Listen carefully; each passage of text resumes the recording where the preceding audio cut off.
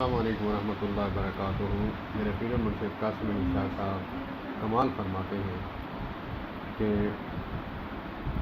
بچپن میں اگر بندہ موویز فلم دیکھتا ہے تو اس کا تاثر کچھ اور ہوتا ہے، جب بلوغت کے بعد دیکھتا ہے، 18 سال کے بعد دیکھتا ہے تو تب اس کے تاثرات کچھ اور ہوتے ہیں۔ تو اس پر تھوڑی روشنی ڈالنا چاہوں گا۔ اگرچہ بندہ بزرگوں کے ساتھ، علماء کے ساتھ، اولیاء کے ساتھ اٹیچ ہو تو اس کا دل کرتا ہے کہ میں توبہ کر کے اللہ والا بن جاؤں، اور جو بندہ مووی دیکھتا ہے تو اس کا دل چاہتا ہے کہ میں برائی کی طرف جاؤں،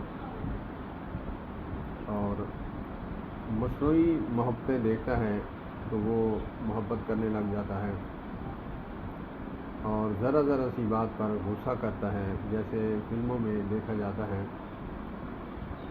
جو نابالغ بچہ بے سمجھ ہوتا ہے وہ ان باتوں کو ریئل فیل کر رہا ہوتا ہے، ان کو حقیقتاً پر محمول کرتا ہے کہ یہ حقیقت ہے،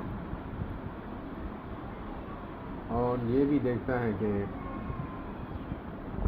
مصنوعی محبت اس میں ملتی ہے، حقیقتاً محبت جو ہے اسے مل نہیں رہی ہوتی، اور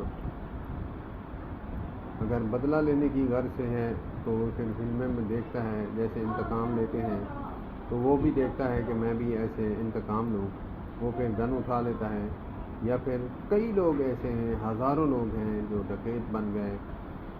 اگرچہ بزرگوں کے ساتھ ملنے سے توبہ کرتا ہے تو فلمیں دیکھنے سے انسان ڈکیت بھی بنتا ہے، چور بھی بنتا ہے، اور مجنون بھی بنتا ہے، گناہوں کی دلدل میں پھنسا چلا جاتا ہے۔ اللہ پاک ہمارے بچوں کی حفاظت فرمائے۔ والسلام علیکم ورحمۃ اللہ۔